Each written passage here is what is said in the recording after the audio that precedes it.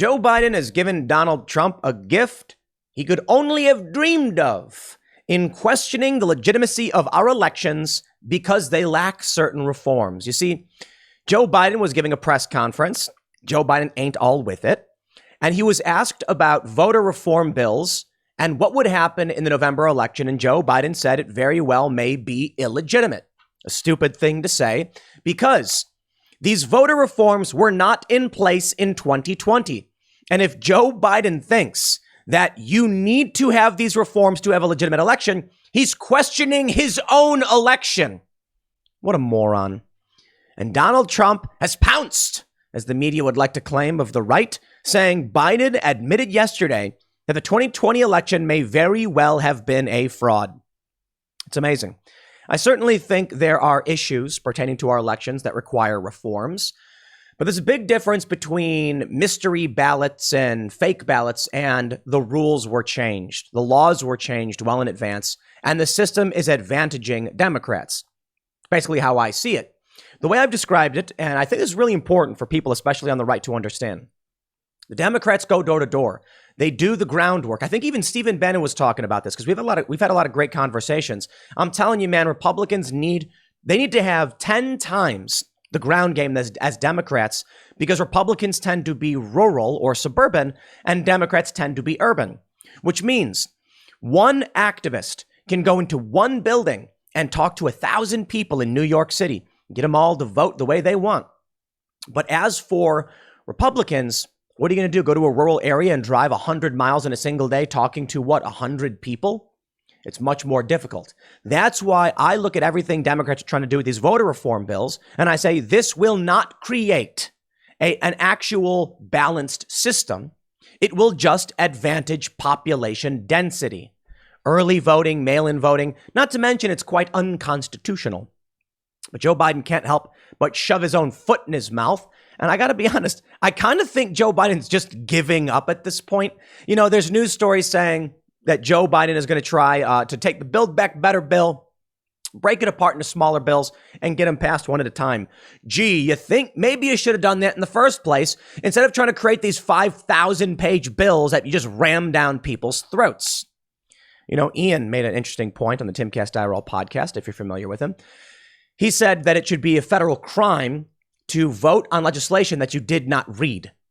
And I kind of agree with that. I mean, maybe there's some nuance we should look into, but yeah, I'm pretty sure that if you're a politician and you vote on something, you should have to read it. But they don't. I remember it was the omnibus spending bill. It's like 5,000 pages, and they pull it in a wheelbarrow or something, or in a wagon. And not a single person read that thing. There were weird things jammed in it. And when you see stuff like that, you have to wonder, why don't Republicans just jam in crazy stuff? Like, why don't you just get a Republican to be like, you know, Joe Biden, you just insult him, or repeal the NFA. How about that? How about Rand Paul? What are you doing? Marjorie Taylor Greene, whoever. Just take a little thing, you know, piece of paper, put NFA repealed, slide it in those big bills nobody reads, and just get it passed and be like, oh, well, they voted for it. Here's where we're at right now. From timcast.com, former President Donald Trump has issued a statement responding to President Joe Biden's remarks about illegitimate elections during his press conference. Trump's statements declared that President Biden admitted yesterday in his own very different way that the 2020 election may very well have been a fraud, which I know it was, so saith Donald Trump. During the press conference, Biden was asked by a reporter, speaking of voting rights legislation, if this isn't passed, do you believe the upcoming election will be fairly conducted and its results will be legitimate? Biden gave a jumbled non-answer to the question, prompting another reporter follow-up. A moment ago, you were asked whether or not you believed that we would have free and fair elections in 2020. If some of these state legislatures reformed their voting protocols, you said that it depends. Do you think that they would in any way be illegitimate? Biden replied, oh yeah, I think it could easily be illegitimate. Imagine if in fact Trump has succeeded in convincing Pence to not count the votes. I'm sorry. Jen Psaki came out and she said that Biden was trying to say that Trump did it. No, Biden ain't all with it. And it doesn't make sense what Biden said, other than he thinks the upcoming election could be illegitimate.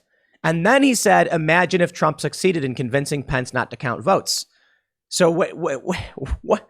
He's simultaneously questioning our elections and the previous one? Oh man, the comments sparked controversy, including from the mainstream media, outlets that normally champion him. In his response, Trump said, President Biden admitted yesterday in his own very different way that the 2020 election may very well have been a fraud, which I know it was. I'm sure his representatives who work so hard to make it look legit are not happy. And of course, there's a funny meme going around. It's like Jen Psaki's job is to come out and say, Joe Biden meant the opposite of what he said. Have a nice day. This is the deranged world we live in. Now, for those of you, for me, we read the news and we try to understand it to the best of our abilities. Or I should say, I do. Those of you who watch me, I encourage you to try and follow up and get your news from other sources as well. And don't just take my word for it. I am but a single internet person talking to a camera. But I think we pay a bit more attention than the average person, is fair to say. I don't want to be arrogant and think I know everything. But when I look at this stuff, knowing what I know, I feel like the only way you could support Joe Biden is if you don't pay attention at all. You're like sitting in your basement eating Cheez-Its and, playing World of Warcraft, or I have to imagine most gamers probably aren't on the left, so that's probably not true. They're on the internet. You'd have to be, I don't know, sitting on the beach reading a book, tanning, and then someone walks by and be like, you hear Biden? He's a great president. And you're like, yeah, okay, sure. And that's where you get your news from. Or you go on Facebook and Mark Zuckerberg is jamming stuff into your brain. I love how they're trying to act like Joe Biden is the president. I just love it, right? And what I mean by that is not any of Trump's claims or anything like that. What I mean is he's just not a good one. Yes, I understand Joe Biden is in the office. He's signing the papers. He's supposed to be doing the job. But like, if I hired a plumber and he was literally my plumber, but he like sat around muttering to himself, at a certain point, I'd be like, he ain't plumbing. So Joe Biden ain't presidenting, whatever it is he is doing. Take a look at this. Daily Mail. World press reacts to Biden's car crash press conference, where he seemingly gave Putin the green light to invade Ukraine. Look, I understand that there are a lot of people on the right that will take key portions of what Biden or Kamala or other people say to try and make him look worse than he is. That's true. They do it.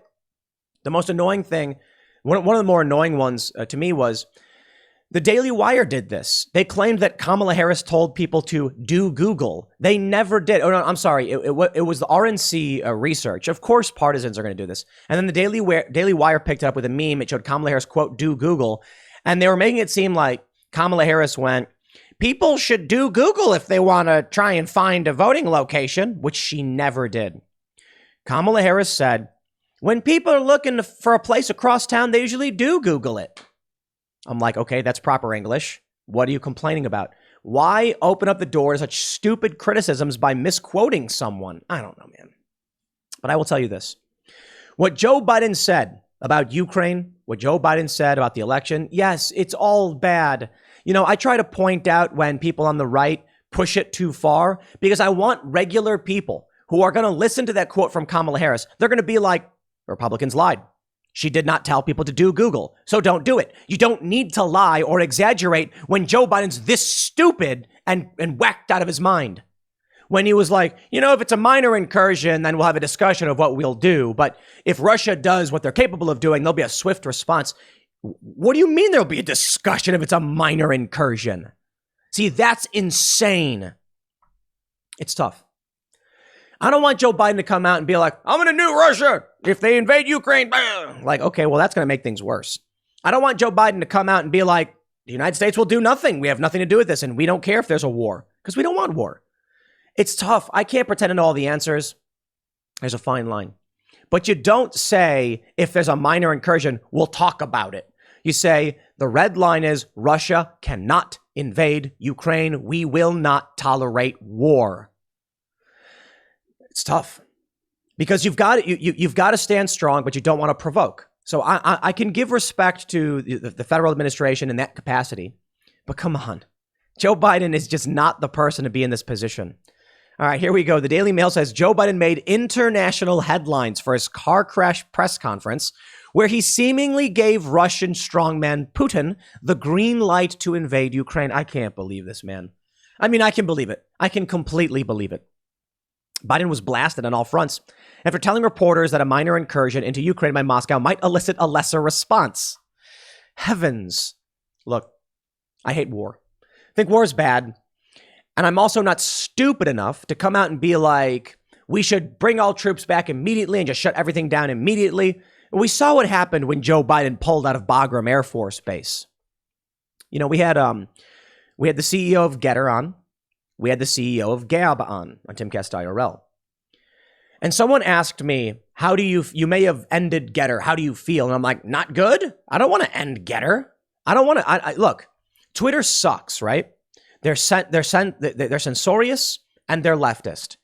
We want balanced, nuanced conversation, and we recognize there are some things that are beyond reproach that we don't like, but we have to recognize people have a right to their opinions and free speech, and these debates need to be won. You can't just put a boot on someone's neck. Getter may have very similar policies to Twitter, but Getter allows Donald Trump to be on the platform. Well, he's not using it, but they would. They allow Robert Malone to be on the platform. They allow political discussions that Twitter bans. If Getter is only 1 degree better than Twitter, take the win. And then pressure Getter to push further. You can't just expect the whole world to jump from point A to point Z. You've got to move in between. So when it comes to war and conflict, I don't want there to be war. I'm also not stupid enough to ignore the real possibility that China would just start a war if the U.S. backs away from everything. It sucks. It's difficult. Now, when Donald Trump says, we want to withdraw from Afghanistan, I say, all right, let's set the timeline. Donald Trump sets the timeline. I say, okay, this is fantastic. And then Joe Biden comes and does the stupidest things in the world and just botches the whole thing. Leaving Afghanistan, in my opinion, was the right move. But I'm not so blindly zealous that I would be like, at all costs, no matter what, just get our troops out of Afghanistan. No, we should leave. There's an argument that we could treat it like South Korea, and within 20 or 30 years, it could be a bastion of free speech and democracy or whatever. And I'm just like, yo, during the Cold War, things were different. We had the Soviet Union invading.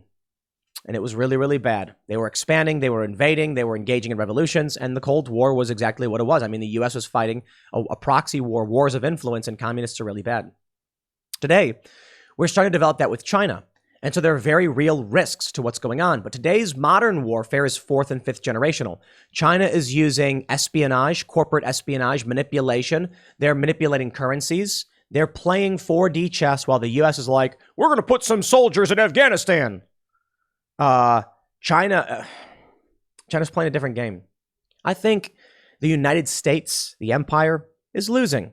I think Joe Biden exemplifies that by saying some of the stupidest things imaginable and just like, okay, Russia, do whatever you want. But I'm not going to cry that our foreign military bases will end up, being scaled back. I'm not going to cry that the United States might start relying on itself and not be the global power. There's hard questions about morality. And a lot of people, especially on the left, man, they really just don't get it. And I think it's maybe youthful naivete. As you get older, they say when you get older, you become more conservative. It may actually just be that younger people are naive. And so the left is usually whatever the younger generation is. And that's why they claim people like me are conservative, even though I'm actually fairly left economically. It makes no sense. The reality is the world is dangerous and we don't want war. We want strong borders for our country, for our community. We don't want to be the world police. I think it's fair to say most Americans agree that there should be some international cooperation, maybe some kind of world court procedure that prevents warfare. But the United States can defend its borders from incursion regardless of what these courts or any other country would say. Namely, that we can have some kind of at least attempt at a legislative or diplomatic response to international conflict before it goes full-scale war, because we don't want war. But you would be naive to think that this world is just evil America doing evil stuff. It would be naive to believe that we are the worst country on the planet. And that's what I see. Typically from the left narrative, it's always just that like the power is wrong, that power is always evil. It was Christian Amanpour. I was at an event called News Exchange in Marrakesh. And it was a bunch of journalists for some reason in Marrakesh. And she said that she does not believe that all power is evil. This idea that journalists are supposed to challenge all power, it's like, well, challenging unaccountable authority, yes. But just because someone has power doesn't mean they are evil. There's certainly people you would probably think have power and are not evil. James O'Keefe is powerful. He commands a multi-million-dollar nonprofit organization and can take down powerful interests, hold them to account. That's power. I don't think James O'Keefe is evil at all. In fact, I think he's quite good. Some would say James said I was powerful. I certainly think I'm mostly good. I don't think I'm perfect, and everyone thinks they're the hero of their own stories. I'm going off on a tangent here. I don't think that Joe Biden views himself as evil. I don't think Fauci views himself as evil. I just think they are evil because your self-perception is irrelevant to what you do. My point is, no one, yin yang, right? Have you ever, you know what I'm talking about? There's this the white teardrop shape and the black one, and then in each is a drop of in the white sphere is a black dot, and the black sphere is a white dot, because within evil there is good, and within good there is evil. So it's not so easy to just say the world is black and white. There's a little bit of nuance. It's a swirl. It's a brilliant concept. Joe Biden, man, it's tough. I certainly think Joe Biden doesn't want the world to blow up. This idea in comic books about villains who are just like, I'm going to destroy the entire planet. It's like, why are you suicidal? Like, you live here too. Which is why as comic books got older and more mature, you end up with better stories, more nuanced stories. You end up with characters like Mr. Freeze in Batman, whose motivation was his dying wife and him wanting to do whatever it would take to find a cure for her, even if it meant hurting other people. A brilliant motivation for a character. You end up with stories where when there's like I think I was watching Apocalypse War, Justice League. When the Earth is threatened, the supervillains actually team up with the superheroes. Because the villains may be self-interested, but they don't want the planet to be destroyed. That would end their lives, too. And then you get some villains, who are just like, I don't care, I'll live on another planet or whatever. But that's besides the point. The point is, I don't think that the Democrats are, pure evil and that they want everything to be destroyed. They're just authoritarians. I view them as evil because they want to strip away your freedoms and your rights because they think they're smarter than you. This is evil. They would take from you your voice, your integrity, your rights. They would diminish you to empower themselves because they truly believe in their hearts they're better than you. So if anything, they're like Dr. Doom. Dr. Doom's motivation was that he genuinely believes he could save humanity and that he's the hero that's going to make sure we survive. But he's an evil dude who's willing to do whatever to get what he wants, even hurting people. I think that's wrong. I think that's evil. It's funny. In these comic books, you get characters like Batman. Batman never kills. Superman never kills. And there are story arcs where they do. I know. The Injustice storyline is particularly interesting. But that was always the heroic thing to do, never kill. I oppose the death penalty. I oppose war. I don't like the idea of killing, but I certainly recognize more so than these characters would or these ideas, sometimes you have no choice. When it comes to the death penalty, my attitude is lock them in a box, throw away the key, because I don't want the system to condemn accidentally an innocent person. But when it comes to war and conflict and evil people who are fighting, I understand that sometimes people lose their lives in war. And that's why ultimately I'm like, man, can't we have some kind of diplomatic approach to this? Joe Biden may think he's doing right. I think for the most part, he thinks he's doing right by himself, and he's less concerned about the greater system. He's not concerned about you, and that leads us down a dangerous path. I don't think Joe Biden wants the country to be ripped apart or destroyed. I don't think Joe Biden's intent was to call into question the 2020 election. And I think the exact same thing of Trump. Trump wants the country to succeed. I think Trump likes the country more than Joe Biden does. I think Joe Biden is not as concerned about America as Trump is, or Ron DeSantis, or most Republicans, but a lot of Republicans are just, speed bumps for Democrats. I think Joe Biden's a guy who likes power. I think Joe Biden has a global perspective. I think Nancy Pelosi and these Democrats are more focused on the world than they are their own home, their own communities. And thus, we all suffer. What you need to understand about people who have a internationalist approach, equality, peace. It doesn't mean these things for you. It means it for everyone. And I can certainly respect it within reason. But what they would say is, if we normalize the global economy, the people of, say, the Philippines will have their wages increase, and the people of America will have their standard of living and wages decrease. And that's what they want. I don't think that's fair, and that makes sense.